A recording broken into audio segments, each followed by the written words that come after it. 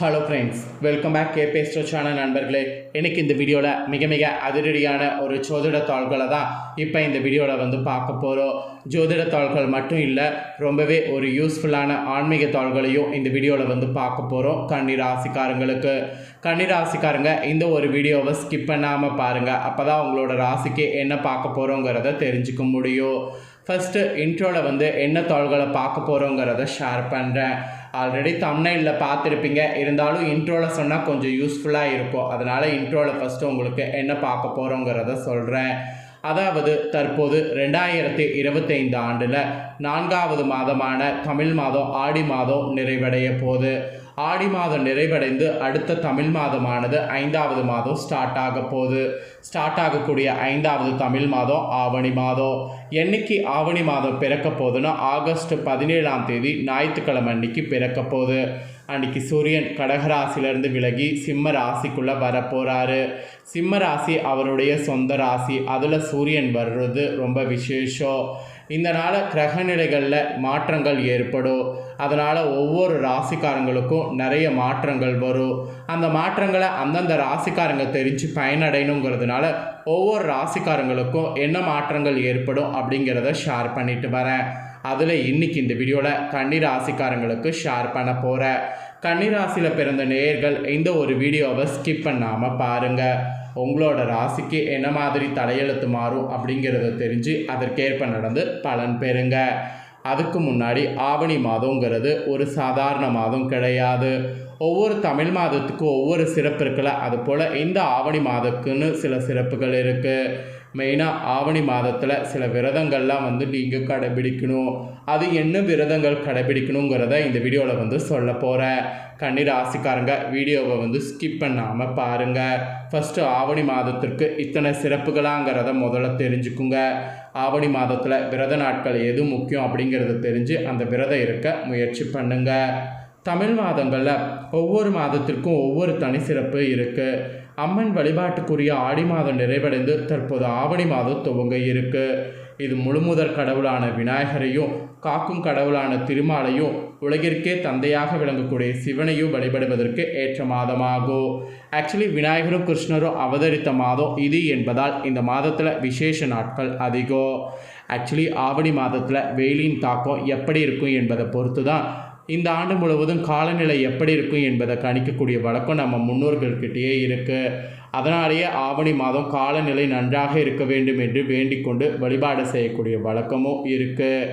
இப்பேற்பட்ட ஆவணி மாதம் தமிழ் நாட்காட்டில் 5வது மாதமாக வரும். இது தமிழ் சந்திர மாதம் என்று குறிப்பிடப்படும். சூரிய பகவான் தனது சொந்த வீடான சிம்ம ராசியில் பயணிக்க துவங்கக்கூடிய மாதம் ஆவணி மாதம். முழுமுதற் கடவுளான விநாயகர், திருமாலின் மிக சிறப்பான அவதாரங்களான கண்ணன், வாமனர் அவதாரங்கள் அவதரித்தது இந்த ஆவணி தான். அதனால் இது அற்புதங்கள் நிறைந்த மாதம் என்று போற்றலாம். இப்பேற்பட்ட ஆவணி மாதத்தை ஜோதிட ரீதியாக சிங்க மாதம் என்றும் மாதங்களில் அரசன் என்று சிறப்போடு அழைக்கப்படும். காரணம், கேரளாவில் ஆவணி மாதமே ஆண்டின் முதல் மாதமாக கருதப்படுது.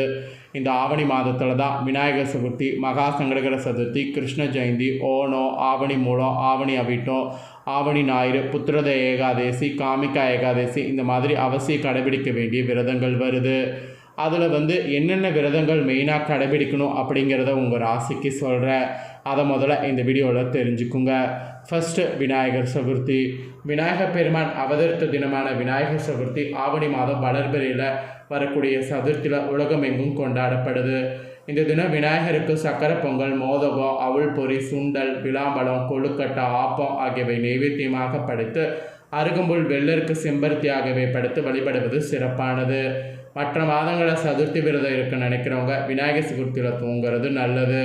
சதுர்த்தி விரதம் கடைபிடித்தால் செல்வ செழிப்பு, காரிய வெற்றி, புத்தி கூர்மை, குழந்தை பெரு, தொழில் வளம், உடல் ஆரோக்கியம் இது எல்லாமே பெருகும். அதனால் இந்த விநாயகர் சதுர்த்தி வழிபாடு செய்ய கன்னிராசிக்காரங்க மிஸ் பண்ணிடாதீங்க. 2வது கடைபிடிக்க வேண்டிய மெயின் விரதம் மகா சங்கடகர சதுர்த்தி.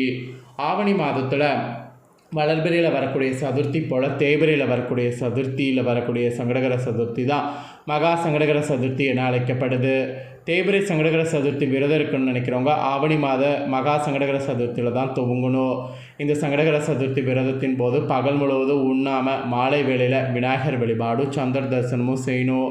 அதன் பிறகு விரதத்தை நிறைவு செய்யணும். சங்கடகர சதுர்த்தி வழிபாட்டின் போது விநாயகர் பெருமானின் 32 வடிவங்களின் ஒன்றான சங்கடநாதன கணபதி வடிவத்தை வணங்க வேண்டும். சங்கடகர சதுர்த்தி வழிபாடு செய்யக்கூடிய அனைத்து பேர்களுக்குமே துன்பங்கள் நீங்கி சௌபாக்கிய வாழ்வு கிடைக்கும். அப்புறம் 3வதாக இந்த மாதத்தில் கடைபிடிக்க வேண்டிய முக்கியமான விரதம் கிருஷ்ண ஜெயந்தி. இறைவனை குழந்தை பருவமாக பாவித்து வழிபடுவதில் முதலிடம் கிருஷ்ணருக்கு தான். திருமால் கண்ணனாக அவதரித்தது ஆவணி மாத தேய்பிறை அஷ்டமியோடு வரக்கூடிய ரோகிணி நட்சத்திர நாள். இந்த நாள் கிருஷ்ண ஜெயந்தியாக உலகம் முழுவதும் ஆண்டுதோறும் கொண்டாடப்படுது. கிருஷ்ண ஜெயந்தி அன்று கண்ணனுக்கு பிரியமான பால், வெண்ணெய், இனிப்பு சீடை, முறுக்கு, அதிரசம், அவுள், சீடை, தட்டை, தேன்குழல், இனிப்பு வகைகளும் பழங்களும் படைத்து வழிபாடு செய்யப்படுது. சிறு குழந்தைகளுக்கு கிருஷ்ணர் வேடமிட்டு வீடுகளில் கண்ணன் பாதை வரைந்து கண்ணனை வீட்டுக்கு அழைக்கக்கூடிய வழக்கம் இருக்கணும். கிருஷ்ண ஜெயந்தி அன்னைக்கு விரதம் இருக்கிறவங்களுக்கு குழந்தை இல்லாதவங்களுக்கு குழந்தை பாக்கியம் கிடைக்கும் என்பது கூறப்படுது. அப்புறம் ஆவணியில் வரக்கூடிய இன்னொரு விரத நாள் நீங்கள் என்ன இருக்கணும்னா ஆவணியில் வரக்கூடிய மூலம் நட்சத்திரத்தை சொல்லப்படுது. ஆவணி மூல திருவிழா மதுரை மீனாட்சி அம்மன் கோவிலில் நடக்கக்கூடிய மிக முக்கியமான விழா. 12 நாட்கள் இந்த விழா விமர்சையாக கொண்டாடப்படும். சொக்கர் மதுரையில் நிகழ்த்திய 64 திருவிளையாடல்களை நினைவு கூறக்கூடிய விதமாக இந்த விழா நடத்தப்படுது. இதில் 10 திருவிளையாடல்கள் நடத்தப்படும். ஆவணி மூல திருவிழாவின் போது சுந்தரேஸ்வரருக்கு பட்டாபிஷேகம் நடத்தப்படும். இதற்கு பிறகு 5 மாதங்கள் மதுரையில் சுந்தரேஸ்வரர் ஆட்சி தான் நடைபெறும். ஆவணி மூலத்தன்று சூரியன் உதயமாகும் போது வெப்பம் அதிகமாக இருந்தால் அந்த வருடம் முழுவதும் வெயில் வாட்டம் என்றும், மாறாக மேகமூட்டத்தோடு வெப்பம் குறைவாக இருந்தால் அந்த ஆண்டு முழுவதும் காலநிலை சிறப்பாக இருக்கும் என்பது ஐதீகம். அதனால் ஆவணியில் வரக்கூடிய இந்த விசேஷமான நாட்களை மிஸ் பண்ணக்கூடாது. இப்பேற்பட்ட விசேஷமான நாட்களை தொடர்ந்து ஆவணி மாதம் கிரகநிலைகளால் உங்கள் ராசிக்கு என்ன நடக்குங்கிறத பார்க்கலாம். ஆக்சுவலி ஆவணி மாதம் பார்த்திங்கன்னு வச்சுக்கோங்களேன், கன்னி ராசிக்காரங்களுக்கு நிறைய மாற்றங்கள் ஏற்படும் என்பது குறிப்பிடப்பட்டிருக்கு. ஸோ என்னென்ன மாற்றங்கள் ஏற்படும் அப்படிங்கிறத உங்களுக்கு ஷேர் பண்ணுறேன். உங்கள் ராசிக்கு என்னென்ன மாற்றங்கிறத தெளிவாக இந்த வீடியோவில் தெரிஞ்சுக்குங்க. கன்னிராசி நேயர்களுக்கு நல்ல மாற்றங்கள் இந்த ஆவணி மாதம் முழுவதுமே இருக்கும். உங்களுடைய ராசிநாதன் செவ்வாய் 6வது இடத்துல இருப்பது கடன், நோய், வம்பு, வழக்கு, அசிங்கம் போன்றவற்றை தவிர்க்கக்கூடிய நிலை ஏற்படும். நீண்ட நாட்களாக கடலில் சிக்கி பாதிக்கப்பட்டு இருப்பீங்கள்ல, அந்த நிலையெல்லாம் மாறும். தொழில் வியாபாரம் நன்றாக இருக்கும். நீண்ட நாட்களாக கடனில் சிக்கி தவிக்கக்கூடிய உங்களுக்கு இந்த ஆவணி மாதத்தில் கடனை தீர்ப்பதற்கான யோகம் உண்டாகும். ஸோ கடனை தீர்ப்பதற்கான அதிர்ஷ்டம் கிடைத்து நீங்கள் பணவரவு நல்லா யூஸ் பண்ணிக்கலாம் என்பது குறிப்பிடப்படுது. கடனை தீர்ப்பதற்கான சிந்தனைகள் உங்களுக்கு உண்டாகும். அது தொடர்பான முயற்சிகள் அனைத்துமே வெற்றி தரும். 60 வயதுக்கு மேற்பட்ட உங்களுக்கு நாள்பட்ட நோய்கள் தீரும். அதுக்கான யோகம் உண்டாகும். அதிர்ஷ்டம் நிறைந்த மாதம் என்று கூட சொல்லலாம். 5வது இடத்துக்கு அதிபதியான சூரியன் 5வது இடத்துல வலுவாக இருக்கிறாரு. இதனால் உங்கள் ராசிக்காரங்களுக்கு இளைஞர்களுக்கு உயர்ந்த சிந்தனைகள் உண்டாகும். மெயினாக எதிர்கால அமைப்பில் எந்த நிலையில் இருக்க வேண்டும், என்ன வேலை செய்ய வேண்டும், என்ன தொழில் செய்ய வேண்டும் என்பது போன்ற அனைத்து லட்சியங்களுமே செயல்படக்கூடிய நல்ல மாதமாக இருக்கும். வயதிற்கு ஏற்றாற் போல அனைத்து விதமான நல்ல பலன்களும் உங்களுக்கு கிடைக்கும். பாக்கியாதிபதி பார்த்திங்கன்னு வச்சுக்கோங்களேன் பார்க்குறாரு.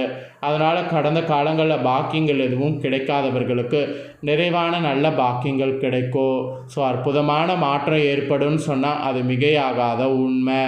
அதுக்கப்புறம் 3, 4, 5, 6 இடங்களில் நல்ல நிலைமைகளில் கிரகங்கள் இருப்பது உங்கள் ராசிக்காரங்களுக்கு நல்ல மாற்றத்தையும் முன்னேற்றத்தையும் கொடுக்கும். உங்களுக்கு 7 சனி நடந்து கொண்டு இருக்கிறது. ஆனால் 7 சனியால் உங்களுக்கு எந்த பாதிப்பும் ஏற்படாது. 7 சனியில் 7 சனி மாதிரி இருக்கக்கூடிய சில சனி உங்களுக்கு இருக்குது. அந்த சனி நல்ல செலவுகளை தான் செய்வார். அதற்கேற்ப வருமானங்களையும் கொடுக்க செய்வார். அதனால் பயப்பட வேண்டாம்.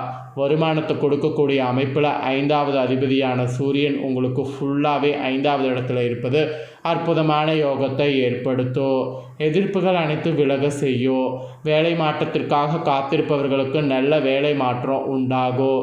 வேலை இழப்பால் பாதிக்கப்பட்ட உங்களுக்கு நல்ல வேலை அமைப்புகள் ஏற்படும். மெயினாக பெண்களுக்கு நன்மைகள் அதிகமாக பெறக்கூடிய யோகம் உண்டு. மாமியார் மாமனாரிடம் மனசங்கடம் வருவதற்கு வாய்ப்பு இருக்குது. அதனால் அவங்கக்கிட்ட விட்டு கொடுத்து போங்க. வீட்டு வேலை அலுவலக வேலை என இரட்டை சூழலில் இருக்கக்கூடிய பெண்களுக்கு உங்களை புரிந்து கொள்ளக்கூடிய சூழல் உண்டாகும். பிள்ளைகள் பற்றிய கவலைகள் விலகும். தூரத்தில் இருக்கக்கூடிய பிள்ளைகள் தொடர்பான சிந்தனைகள் மன வருத்தங்கள் எல்லாமே பரிபூர்ணமாக நீங்கும். மொத்தத்தில் இப்போ ஒரு அற்புதமான நாள் என்று சொல்லலாம். இந்த அற்புதமான நாளில் கண்டிப்பாக பார்த்திங்கன்னு வச்சுக்கோங்களேன், நீங்கள் இனி எல்லாமே உங்களுக்கு தகுந்தாற் போல் யூஸ் பண்ணிக்கோங்க. அதாவது ஆவணியில் நிறைய அற்புதமான நாட்கள் வரும், அந்த கரெக்டாக யூஸ் பண்ணிக்கோங்க. இதுதான் கன்னி ராசிக்காரங்களுக்கான பலன். இந்த பலனை நீங்கள் பார்த்தது போல் உங்கள் ஃப்ரெண்ட்ஸ் ஃபேமிலியில் இருக்கவங்க பார்த்து பலனடையணும் அப்படின்னு நினச்சிங்கன்னா வீடியோ லைக் பண்ணி ஷேர் பண்ணுங்கள். வீடியோவை உங்கள் ஃப்ரெண்ட்ஸ் ஃபேமிலியில் இருக்கிறவங்க பார்க்கட்டும். நெக்ஸ்ட்டு இதே போல் சுவாரஸ்யமாக புதிய அப்டேட்டான வீடியோ போடப்படும். அதை எல்லாமே உடனுக்குடனே தெரிந்து கொள்ள மறக்காமல் நம்ம சேனலை சப்ஸ்கிரைப் பண்ணுங்கள். கூட பெல் பண்ண ப்ரெஸ் பண்ணுங்கள். இதே போல் சுவாரஸ்யமாக வேறு ஒரு வீடியோவில் உங்களை சந்திக்கிறேன். தேங்க்யூ.